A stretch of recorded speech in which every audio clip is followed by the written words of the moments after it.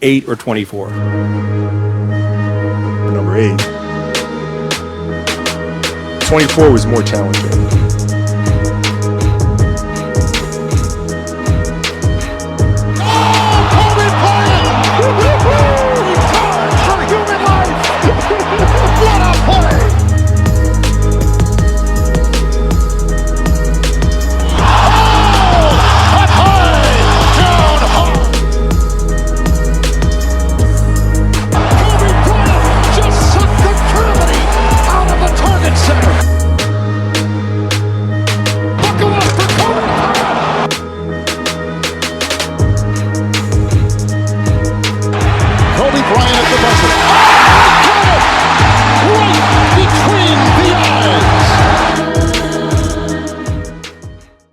It's Monday, so that means 3 things. 1, I'm not your MCM.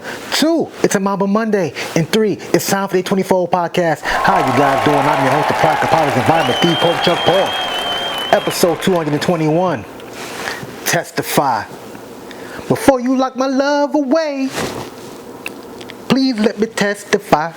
Yeah, remember that joint by Kanan? You know, it had that kind of Just Blaze sample beat on there with the recurring sample. Excuse me. Fire song. We're going to talk about a lot of motherfuckers testifying, and some folks who should be testifying. But I hope you guys enjoyed your week. I hope you guys enjoyed your weekend. I had a fantastic one. It was my lady's bridal shower. I attended. I don't know if men are supposed to go or not, but she wanted me to be there. And it was pretty fun. A couple of my homegirls I went to high school with. We got hella drunk after. I just remember waking up Sunday and seeing a bunch of pictures on my phone. I'm like, hey, we did this? We was doing karaoke? We had this many shots? Good old time, man. Good old time. Let's get right into it. Oh, of course, you see me draped up and dripped out. You know what I'm talking about. In this blue and orange Knicks colors. Who would have ever thought, man? Knicks back in the Eastern Conference Finals. Give them a round of applause, man. Round of applause for the Knicks. Oh, man. Look, I was going crazy at my lady's crib watching this shit. You know, the NBA playoffs has been nothing short of fantastic. I'm not going to say the NBA is back, but these playoffs have been great. You got the Knicks versus the Pacers in the Eastern Conference Finals. It's like Triple H written this perfectly, you know. Like how did he know? Trips. How'd you know? You know what I'm saying? Remember that time when Tyrese Halliburton and Jalen Brunson squared off against each other in a WWE ring on SmackDown in Madison Square Garden? Oh man, that was fucking crazy. People really wanted them to scrap. Look at this artwork ESPN did. Great job, great job. I like that shit. I like that shit, man.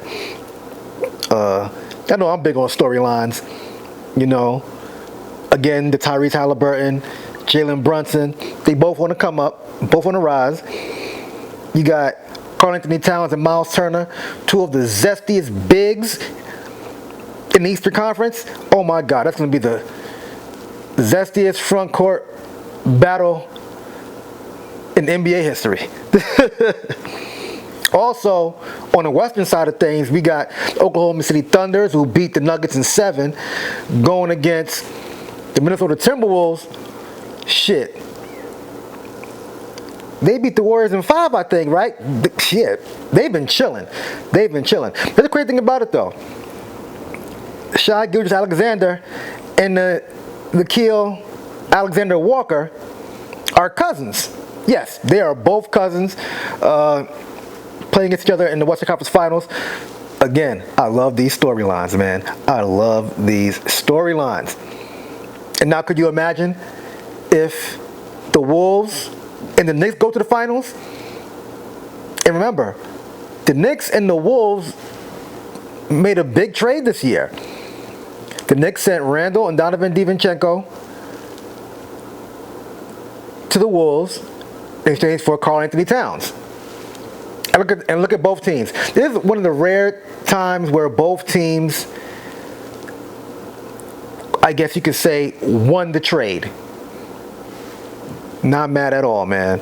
That's going to be an interesting matchup to see, though. And SGA against his cousin. Myles Turner versus Cat. It's gonna come down to these stretch bigs right now.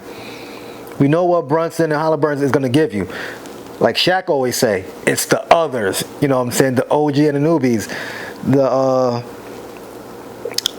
I think the guy's name on the pages is Manfred. I forgot, but he'd be killing me on fucking 2K. I can't stand his ass. You know what I'm saying? It's the others. You know, Hart got to step up. Bridges got to step up. You feel me? But we shall see. But before I move on from this NBA stuff, the NBA lottery was last week as well. The Mavs got the first pick, the Spurs got the second, and the Sixers got the third.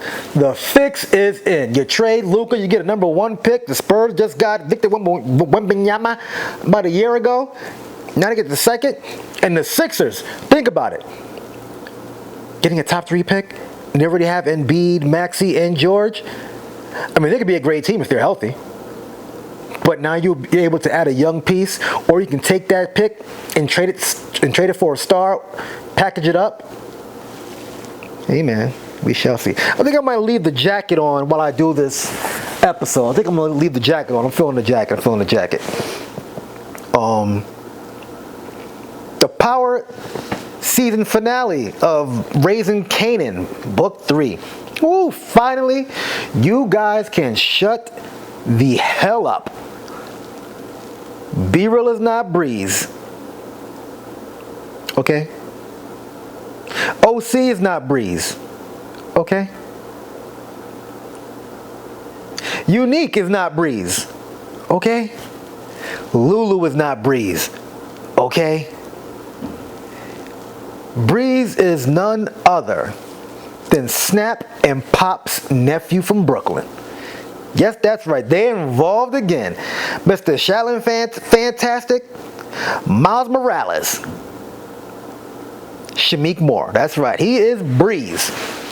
Great actor. I fuck with his shit. I'm going to think he's playing the same character now. Like he's always the hood black guy. Because he was Raekwon in the Wu-Tang shit. But hey, man. I fuck with his acting. Let's see how this shit goes. You know, him and Kanan. Are they going to be beefing? Remember in the OG Power, Tommy and Ghost was hustling for Breeze, and I guess Ghost ended up killing Breeze and whatnot, or whatever the case may be. But we may find out why in Power Origins, because that's the next show that's up after Raising Kanan. But moving right along with this Raising Kanan stuff, Phil from Jersey met up with Stefano of Queens to iron out their bullshit, you know what I'm saying?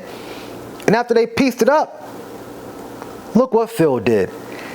Yaga. Jigged him up in the ribs area, sat him down on the benches and walked off. Now, we don't know if he bled out and died, or if somebody caught him, or did he call somebody? Who knows? I mean, I wouldn't think Sal went out there by himself. I mean, Sal, my bad. Oh, that's racist. But yeah, man. And then also, the cop, Garcia, ran into a jukebox again and told jukebox that he was told by some witnesses that it was a black woman who left out the apartment where Crystal was killed. So they automatically thought it was Rock, so she went in and asked Rock about it in the fourth. They went back and forth, but I think she really feels like, nah, that ain't her. And I believe also Kanan had asked Lulu, and Lulu was like, nah, dog, that ain't your mom's style. You know what I'm saying? And let him know he did D-Wiz because it was on Kanan, and his mom made the call. But it wouldn't have happened if Kanan wasn't on bullshit timing, right? Long story short story long. Kanan pulls up on his mom, and he puts the hammer out. He's doing all this dramatic talking and shit, this, that, and the fourth. You know what I'm saying? And then the screen goes black, or a gunshot. We don't know if Jukebox went and called their dad Marvin, and Marvin went and let a shot off in the air to stop Kanan from shooting his mother. Because mind you, Rock and Marvin also had a little falling out before this scene. And funny enough, she brought up Stefano telling her that Marvin tried to push her out. And Marvin let her know, like, no, I told him not even to bring that shit to the table again. But yeah, man, that happens when family don't communicate. You know what I'm saying? Family don't communicate. But we'll see what happens next season. Who knows when that starts? And BMF, I believe, starts, the 6th or the 5th. Because 2nd, 3rd, 4th, 5th, 6th. Yeah, I think it begins on the 6th, the Friday. Yeah. But man, moving right along.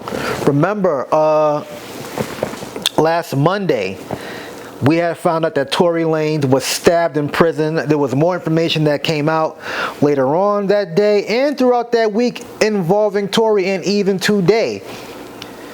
Tory Lanez was stabbed 14 times by an inmate serving 2 life sentences, Santino Cassio. Tory suffered 7 wounds to the back, 4 to the torso, 2 to the back of his head, and 1 to the left side of his face. He had 2 collapsed lungs. He was breathing through a machine. He's breathing on his own right now. Also, days after that, there was a press conference made. I'm just going to play it for you. Not long ago, Unite the People was approached by a gentleman named Bradley James. Mr. James informed us he was working as the bodyguard and driver for Miss Kelsey Harris during Mr. Peterson's trial. As such, he was in close proximity and he had privy to conversations she was having with her husband and others.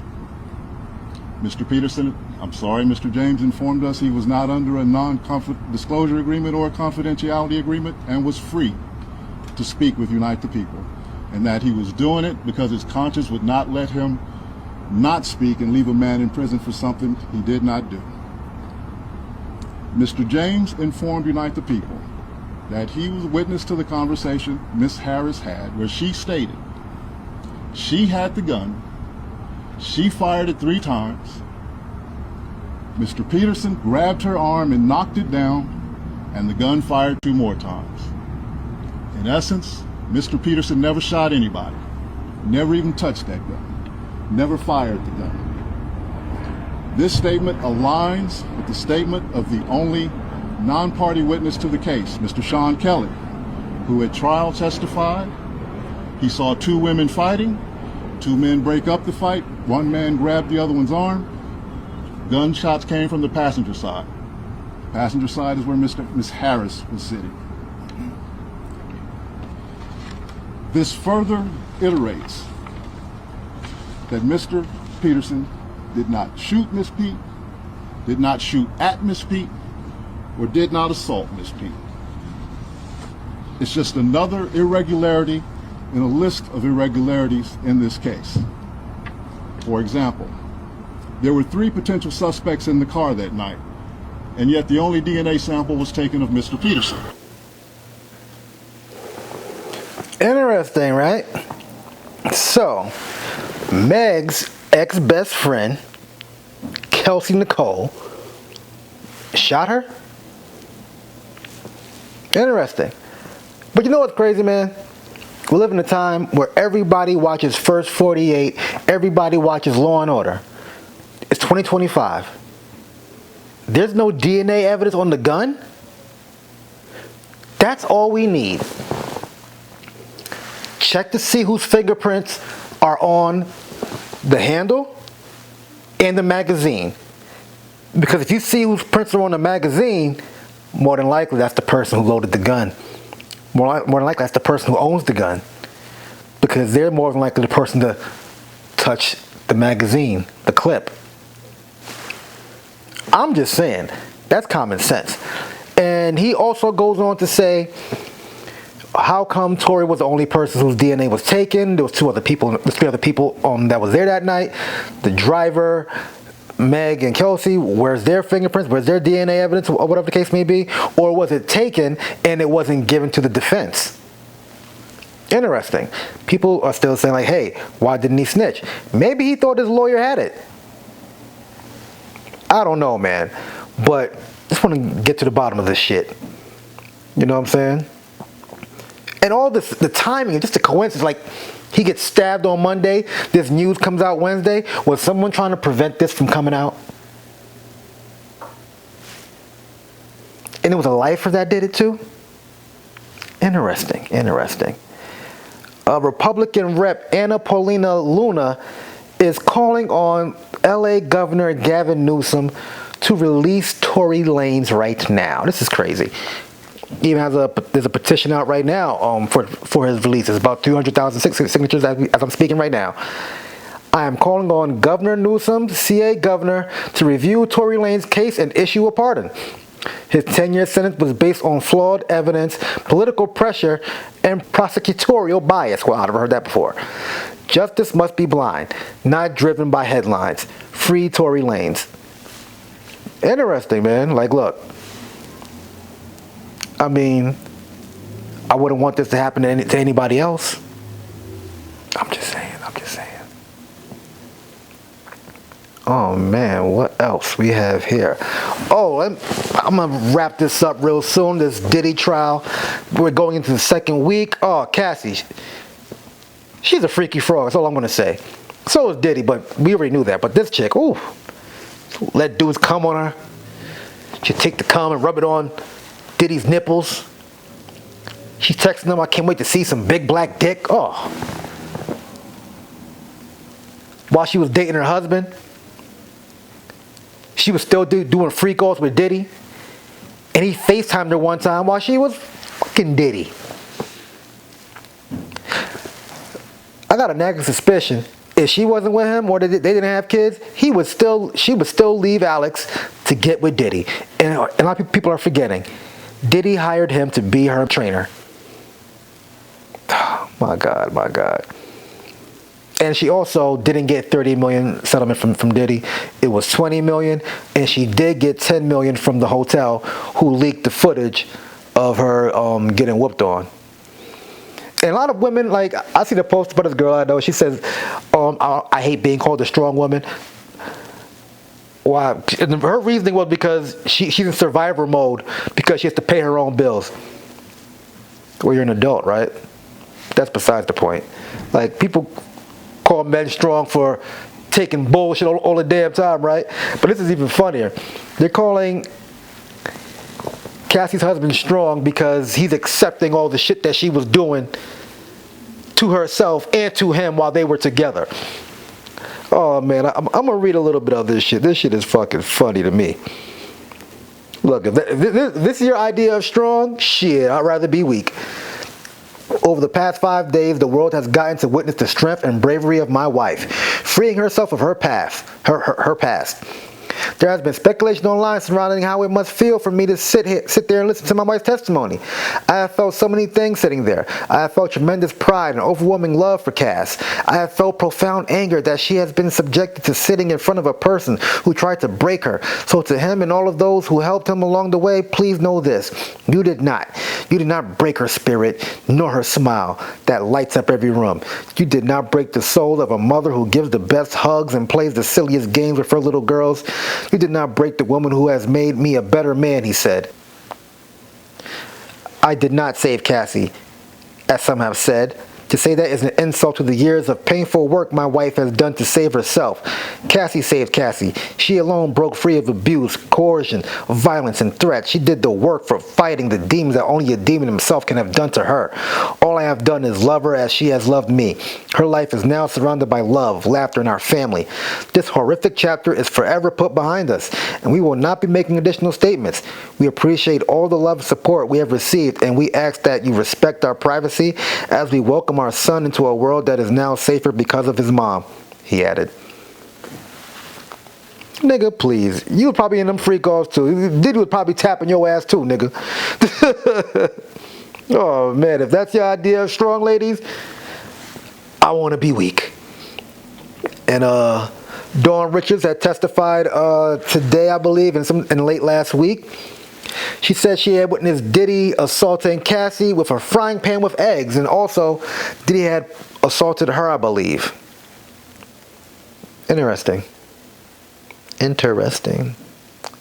Before I let go, I might do an episode next Monday. I'm gonna be in Atlanta this weekend for Memorial Weekend for my bachelor party. I get back Monday afternoon. I might just shoot it on Tuesday. So yeah, that's that.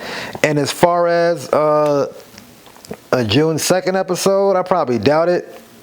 If anything, I probably shoot an episode before that. I probably shoot an episode when I get back Monday, drop it Tuesday, and shoot another episode for next week Monday, even though I won't be shooting on Monday, if that makes sense. Like I always say, like, share, subscribe, comment. God is good. God is great. Thank God my paper straight. I am the Pope Chuck Paul. Peace out. Knicks in.